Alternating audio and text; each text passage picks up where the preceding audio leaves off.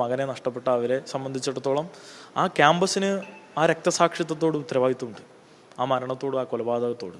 യഥാർത്ഥത്തിൽ ആ വിദ്യാർത്ഥികളെ, ഈ 5 വിദ്യാർത്ഥികളെ ഈ രക്തസാക്ഷിത്വ ദിനത്തിൽ പങ്കെടുത്തതിൻ്റെ പേരിൽ സസ്പെൻഡ് ചെയ്തതിൻ്റെ പേരിൽ അതുവഴി മാനേജ്മെൻറ്റ് ചെയ്തിരിക്കുന്നത്, അവിടുത്തെ അധ്യാപകർ ചെയ്തിരിക്കുന്നത് ആ കൊലപാതകത്തെ ന്യായീകരിക്കലാണ്, ആ കൊലപാതകത്തെ അംഗീകരിക്കലാണ്. അത് മനുഷ്യ മനസ്സിനെ മരവിപ്പിക്കുന്നതാണ്. ഒരു അധ്യാപക സമൂഹത്തിനും ഒരു വിദ്യാഭ്യാസ സ്ഥാപനം നടത്തുന്ന ഏതൊരാളും മനസ്സിൻ്റെ ഇരുട്ടിനെ മായ്ച്ചു കളയാനാണ് വിദ്യാഭ്യാസം എന്ന് പറയുന്നത്. ഇത് ഇരുട്ട് കൂടിയൊരു സമൂഹത്തെ സൃഷ്ടിക്കാനാണ് CMS എന്ന പേരുള്ള വലിയൊരു പേരുള്ള ക്യാമ്പസിനെ മുൻനിർത്തിക്കൊണ്ട് ഇന്നത്തെ നിലയിൽ അവിടുത്തെ മാനേജ്മെൻറ്റും അധ്യാപകരും ശ്രമിച്ചുകൊണ്ടിരിക്കുന്നത്, പ്രവർത്തിച്ചുകൊണ്ടിരിക്കുന്നത്. ഇതേ കോളേജിലെ മറ്റൊരു വിദ്യാർത്ഥിയാണ് ലഹരിക്ക് അടിമപ്പെട്ട് നിരവധി വാഹനങ്ങൾ ഇടിച്ചു തെറിപ്പിച്ച് കോട്ടയം മെഡിക്കൽ കോളേജിലേക്ക് ആംബുലൻസുകൾ ഉൾപ്പെടെ പോകുന്ന പാതയിലായിരുന്നു ഈ അപകടം വരുത്തിയത്.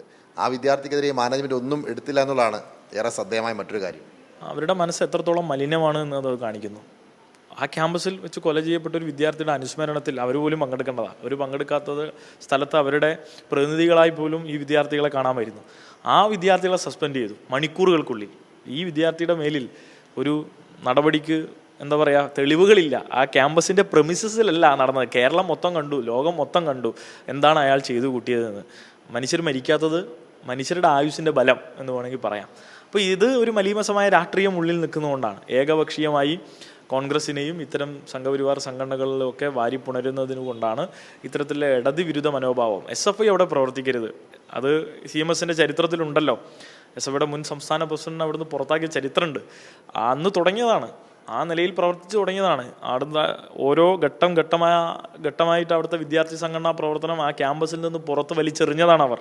അപ്പോൾ അതിന് പല വിധത്തിലുള്ള നിയമസഹായവും അവർ തേടി, പല വിധത്തിൽ അവർ വിദ്യാർത്ഥി സംഘടനാ പ്രവർത്തനത്തെ പുറത്താക്കി. യഥാർത്ഥത്തിൽ അവർ ചെയ്യുന്നത് തലമുറയെ വന്ധ്യതീകരിക്കലാണ്, അവരുടെ രാഷ്ട്രീയ അഭിപ്രായങ്ങളിൽ നിന്ന്, സമൂഹത്തെ മുന്നോട്ട് നയിക്കലിൽ നിന്ന്. അപ്പോൾ യഥാർത്ഥത്തിൽ ആ നിലപാടിൽ നിന്ന് തിരുത്തി ജനാധിപത്യപരമായി ഈ നാട്ടിലെ ഭരണഘടന മുന്നോട്ട് വെക്കുന്ന ഒരു പൗരനെ സൃഷ്ടിക്കാൻ CMS മാനേജ്മെൻറ്റ് തയ്യാറാവണം.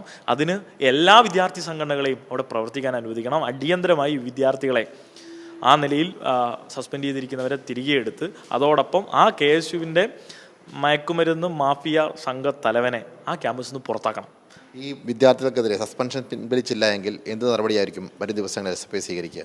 ഞങ്ങൾ അവിടെ ശക്തമായ സമരങ്ങളിലേക്ക് കടക്കേണ്ടതായി വരും. അടിയന്തരമായി ഈ പറഞ്ഞ സസ്പെൻഷൻ അവിടെ പിൻവലിച്ചില്ല എങ്കിൽ ഞങ്ങൾ സമരപരിപാടികളുമായി മുന്നോട്ട് പോകും. അവർക്കെതിരെയുള്ള ശക്തമായ സമരം ഞങ്ങൾ CMSൽ സംഘടിപ്പിക്കും. അത് സമരങ്ങളുടെ വേലിയേറ്റം മുൻകാലയളവിൽ CMS അനുഭവിച്ചിട്ടുണ്ട്.